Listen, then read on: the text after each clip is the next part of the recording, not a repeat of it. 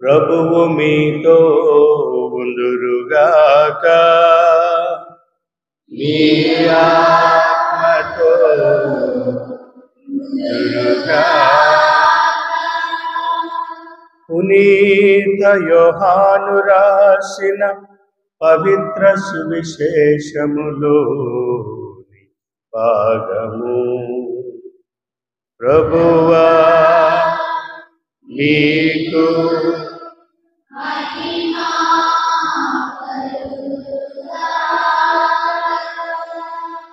యోహాను సువార్త 6వ అధ్యాయము పవిత్ర వచనములు 52వ వచనము నుండి 58వ వచనం వరకు.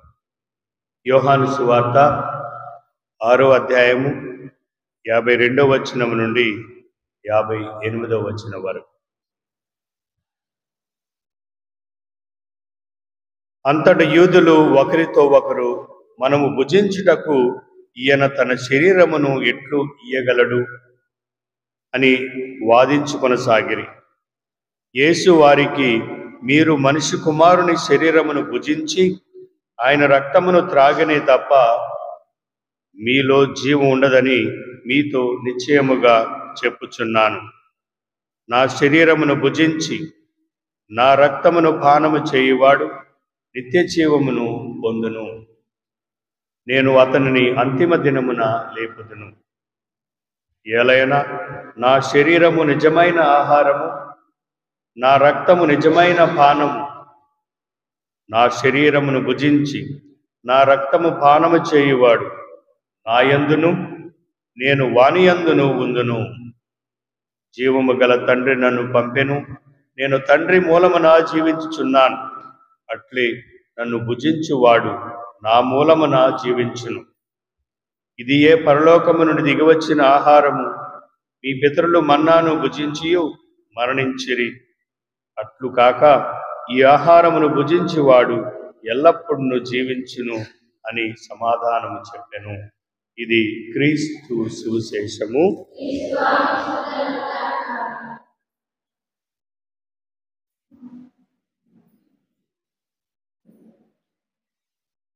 Praise the Lord. Praise the Lord. Praise the Lord. ప్రియమైనటువంటి సహోదరి సహోదరులారా, మానవుడు శరీరము ఆత్మ కలయికే మానవుడు. మానవుడు అంటే ఏమిటి? శరీరము ఆత్మ కలయికే మానవుడు. శరీరాన్ని మనము ఆరోగ్యంగా ఉంచుకోవడానికి మంచి ఆహారాన్ని, మంచి భోజనాన్ని, మంచి ఎక్సర్సైజ్, మెడిటేషను, ఇంకా ఇతరమైనటువంటి అనేకమైనటువంటి కార్యక్రమాలు చేస్తాం. ఎందుకంటే మనం మన శరీరాన్ని ఆరోగ్యంగా ఉంచుకోవాలి.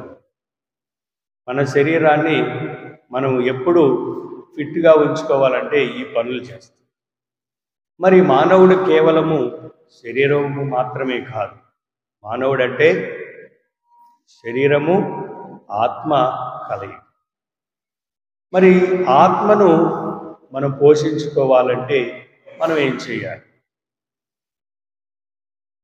ఈరోజు క్రీస్తు ప్రభు నేను చదివినటువంటి ఈ సువిశేష పట్టణంలో మన ఆత్మను రక్షించుకోవాలంటే, మన ఆత్మను బలపరుచుకోవాలంటే, మన ఆత్మను శరీరంలాగా ఆరోగ్యంగా ఉంచుకోవాలంటే మనము క్రీస్తు ప్రభు శరీర రక్తాలని భుజించాలని ప్రభువే చెప్తూ ఉన్నారు. మరి ఈరోజు ప్రత్యేకంగా మన యొక్క బిడ్డలు మొదటిసారి ఈ దివ్య శరీర రక్తాలను భుజించబోతూ ఉన్నారు. ఇప్పటి వరకు వాళ్ళు తల్లిదండ్రుల యొక్క, గురువుల యొక్క, ఇంకా స్నేహితుల యొక్క, బంధుమిత్రుల యొక్క, వాళ్ళ యొక్క సలహాలను, వాళ్ళ యొక్క సూచనలను పాటిస్తూ జీవిస్తున్నటువంటి వీరికి ఈరోజు ప్రత్యేకంగా క్రీస్తు ప్రభు వారితో జ్ఞానస్నానం తీసుకున్న తర్వాత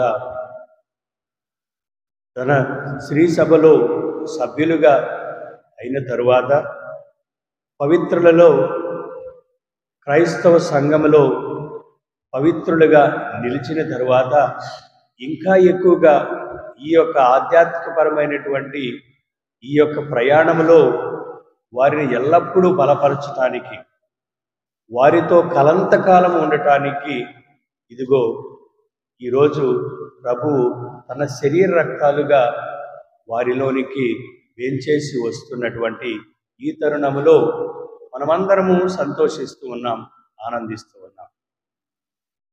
అయితే ప్రియమైనటువంటి సహోదరి సహోదరులారా, ఇది క్రీస్తు ప్రభువే ఏర్పాటు చేసినటువంటి ఈ దివ్య సంస్కారం. మనకి ఎన్ని దివ్య సంస్కారాలు ఉన్నాయి పిల్లలు? 7. ఏంటి ఆ దివ్య సంస్కారాలు? మొట్టమొదటి పాప సంగీతనం కాదు, మొట్టమొదటిది ఏంటి? జ్ఞానస్నానం. మీరు జ్ఞానస్నానం తీసుకున్నారా అందరూ?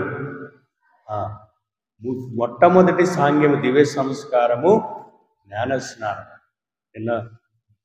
నిన్న దివ్య బలి పూజలో జ్ఞానస్నానం అంటే ఏమిటో మనం ధ్యానించాం. జ్ఞానస్నానం అంటే ఏమిటి? జన్మ పాపముల నుండి, కర్మ పాపముల నుండి, ఇతర పాపముల నుండి, మళ్ళీ కల్ముషము నుండి పోగొట్టి దేవునికి తిరుసభలో బిడ్డలుగా చేసేటువంటి దివ్య సంస్కారమే జ్ఞానస్నానం. జ్ఞానస్నానం తీసుకున్నారు, మీరు తిరుసభలో ఈ యొక్క సంఘములో సభ్యులయ్యారు. జన్మపాపము నుండి, కర్మపాపము నుండి మిమ్మల్ని విముక్తి చేసుకుని దేవుని యొక్క బిడ్డలుగా మీరు ఏర్పాటు చేసుకున్న తర్వాత, జన్మపాపము తొలగిన తర్వాత మనం ఎప్పుడు పాపం చేయలేదా? మానవుడు అన్న తర్వాత ఏదో తప్పులు చేస్తాడు. మరి దానిని జన్మపాపము జ్ఞానస్నానం ద్వారా ఏ విధంగా మనం తొలగించుకుంటామో అదే విధముగా క్రీస్తు భగవానుడు మరొక దివ్య సంస్కారాన్ని మనందరికీ ఆయన ఏర్పాటు చేశారు. ఆ దివ్య సంస్కారం ఏమిటి?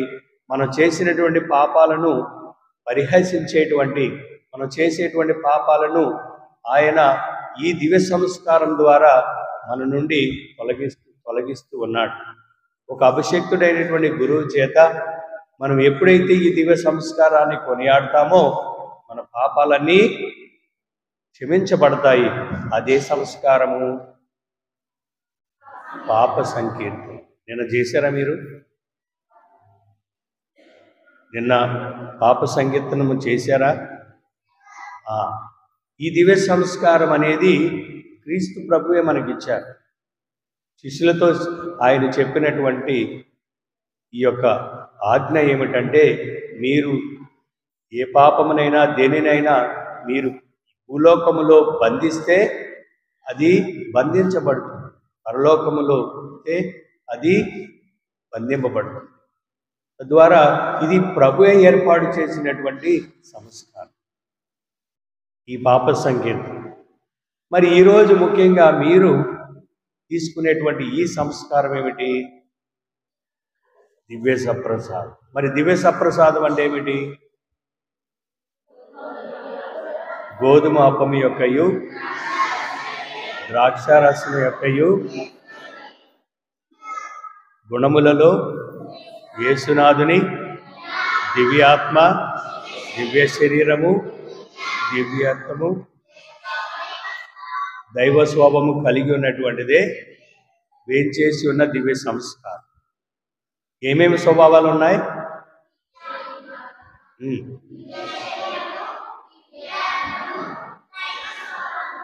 దేవునిలో ఉన్నటువంటి అన్ని స్వభావాలు ఇదిగో మీరు స్వీకరించేటువంటి ఈ శరీరంలో, ఈ రక్తంలో దాగి ఉన్నాయి. చూడండి ఎంత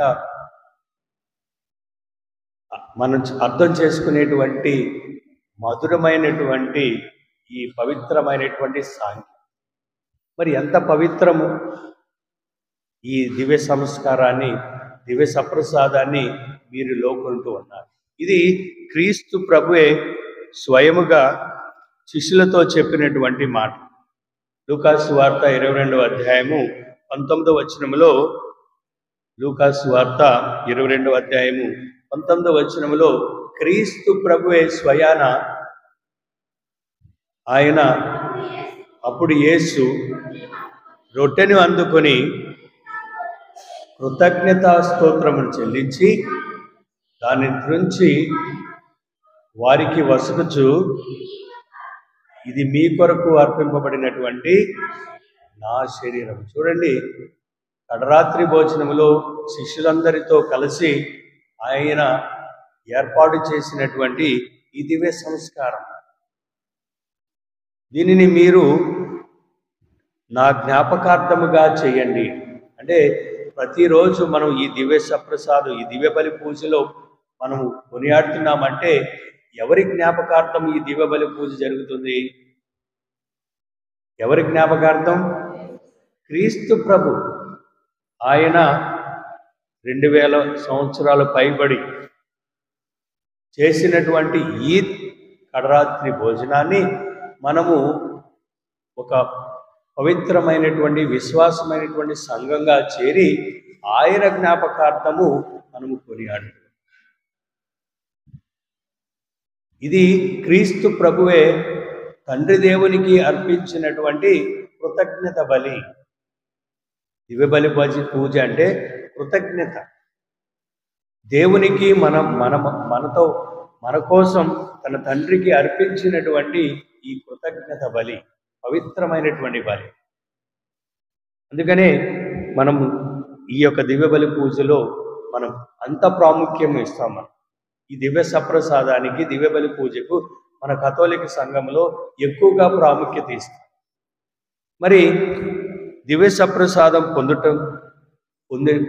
పొందే సమయంలో మనకు కలిగేటువంటి అనేకమైనటువంటి లాభాలు, ఈ దివ్య సప్రసాదాన్ని పొందడం ద్వారా మనకు వచ్చేటువంటి లాభం ఏమిటి? ఈరోజు మనం విన్నటువంటి సుశేషపట్నంలో ప్రభు చక్కగా చెప్తూ ఉన్నారు. ఈ దివ్య సప్రసాదాన్ని, ఈ దివ్య శరీరాన్ని, ఈ దివ్య రక్తాన్ని మనము భుజించి పానం చేస్తే మనకు కలిగేటువంటి అనేకమైనటువంటి మేలులు, అనేకమైనటువంటి మహిమలు మనం పొందుతామని ప్రభువే స్వయముగా చెప్తూ ఉన్నారు. యోహాను సువార్త 6వ అధ్యాయము 54వ వచనములో చూసినట్లయితే, నా శరీరమును భుజించి నా రక్తము పానము చేయువాడు నిత్య జీవాన్ని పొందుతాడు. Praise the Lord. నిత్య జీవాన్ని పొందుతాడు. మనం జీవిత యాత్రలో మన చివరి యొక్క ఆశయం ఏమిటి? పరలోక భాగ్యం చేరాలి, క్రీస్తు ప్రభు సన్నిధికి చేరాలి అనేటువంటి కృష్ణ ఆశ మన అందరిలో ఉంది. ప్రభు చెప్తూ ఉన్నాడు, ఇటువంటి నిత్య జీవం మీరు పొందాలంటే మీరు చెయ్యాలి, నా యొక్క శరీరాన్ని భుజించాలి, నా యొక్క రక్తాన్ని పాలించాలి. అర్థమైందా? మీ జీవితంలో దేవుడు మిమ్మల్ని దీవించాలి, మీ పరీక్షలు బాగా రాయాలి, మీకు మంచి భవిష్యత్తు రావాలి, మీ జీవితంలో మీరు స్థిరపడాలి అంటే దివ్య బలి పూజలో పాల్గొని క్రీస్తు శరీర రక్తాలు మీరు భుజించాలి. ఈ రోజు నుండి అది దేవుడు మీకు ఇచ్చినటువంటి గొప్ప వరం. ఈ రోజు నుండి మీరు దేవునికి ఇచ్చేటువంటి ప్రతిజ్ఞ. ఈ రోజు నుండి దేవుడు మీతో ఏర్పాటు చేసుకునేటువంటి ఆ పవిత్రమైనటువంటి బంధం, అనుబంధం, చెరగని విరగని విడిపోయినటువంటి బంధం. మరి అటువంటి బంధంలోకి అడుగు పెడుతున్నటువంటి మీరు ఈరోజు ప్రభుకి ప్రతిజ్ఞ చేయాలి. ఏమని ప్రతిజ్ఞ చేయాలి?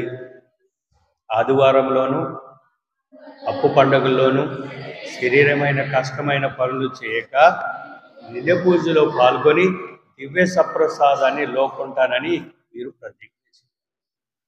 ఇప్పుడు మీరు చదువుకుంటున్నారు, హాస్టల్కి వెళ్తారు, తర్వాత పెద్దవాళ్ళు అవుతారు, ఇంకా ఇతర దేశాలకు వెళ్తారు. ఎక్కడికి వెళ్ళినా, ఏ దేశానికి వెళ్ళినా, ఏ ప్రాంతానికి వెళ్ళినా, ఏ రాష్ట్రానికి వెళ్ళినా, నేను మొట్టమొదటిగా చెప్పాను, మన క్రైస్తవలో ఉన్నటువంటి ఆ గొప్ప ఔన్నత్యం ఏమిటంటే, ప్రపంచ నలుమూలలకు వెళ్ళినా దివ్య బలి పూజ జరుగుతుంది. మనం ఏ విధంగా జరుపుతున్నామో ప్రపంచ నలుమూలల అదే జరుగుతుంది. మరి ఈ రోజు నుండి మీరు ఈ యొక్క బలి పూజలో పాల్గొని క్రీస్తు ప్రభు శరీర రక్తాలు మీరు భుజించాలి. అదే మీరు చేయవలసినటువంటి దేవునికి ఇచ్చేటువంటి మీ యొక్క ప్రతిజ్ఞ. అదేవిధంగా ఈరోజు ప్రభు చెప్తూ ఉన్నాడు, 6వ అధ్యాయము 56వ వచనం, నా శరీరము భుజించి నా రక్తము పానము చేయువాడు నా యందును నేను వాని యందును ఉందును. చూడండి, ఈ రోజు నుండి మీరు ఒంటరిగా ఉండరు. మీరు అందుకని చెప్పాను, ఇప్పటి నుండి మీ తల్లిదండ్రులు మీకు ఒక బాటను నిర్ణయించారు, మీకు తోడుగా ఉన్నారు. ఈ రోజు నుండి మిమ్మల్ని సృష్టించినటువంటి దేవుడే మీలో ఉంటాడు. ఏ విధంగా ఉండగలడంటే, ఆయన యొక్క శరీరాన్ని రక్తాన్ని మీరు భుజించితేనే తప్ప. చెప్తూ ఉన్నాడు బ్రదర్, నా శరీరమును భుజించి నా రక్తమును పానం చేయువాడు నా యందును నేను వాని యందును ఉంటానని.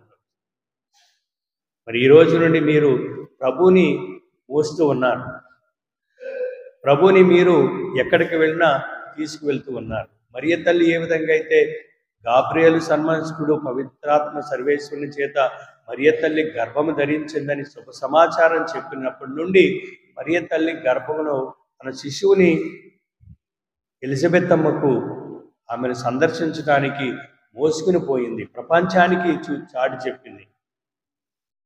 ఎప్పుడైతే క్రీస్తు ప్రభుని మోసుకుని తీసుకుని వెళ్ళిందో ఎలిజబెత్ అమ్మ ఆనందానికి హద్దులు లేవు. గర్భంలో ఉన్నటువంటి శిశువు ఆనందంతో గంతులు వేశారని దేవుని వాక్యం చెప్తుంది. అదేవిధంగా మీరు కూడా క్రీస్తు ప్రభుని ప్రపంచానికి తెలియపరచాలి. క్రీస్తు ప్రభుని ప్రపంచానికి తీసుకువెళ్ళాలి. మీ కాలేజీలకి తీసుకువెళ్ళాలి, మీ హాస్టల్కి తీసుకువెళ్ళాలి. మీరు ఎక్కడికి వెళ్తే అక్కడికి ప్రభుని తీసుకువెళ్ళాలి. ఎందుకంటే మీరు శరీర రక్తాలను భుజిస్తున్నారు కాబట్టి. చివరిగా 6వ అధ్యాయము 58వ వచనములో, ఇదియే పరలోకము నుండి దిగి వచ్చినటువంటి ఆహారము. మీ పితరులు ఎవరు? మన పితరులు అంటే ఇజ్రాయేలు ప్రజలు మన్నాను భుజించి మరణించారు.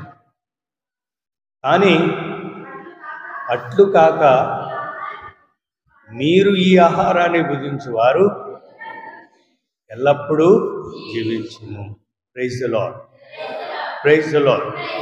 మరి ఎల్లప్పుడూ మనం జీవించాలంటే, ఎల్లప్పుడూ మనము సంతోషంతో, ఆరోగ్యంతో, ఆనందంతో, ఆహ్లాదంతో, సఖ్యతగా, సమాధానంగా ఉండాలంటే మనం ఏం చేయాలి? క్రీస్తు ప్రభు శరీర రక్తాలను భుజించాలి.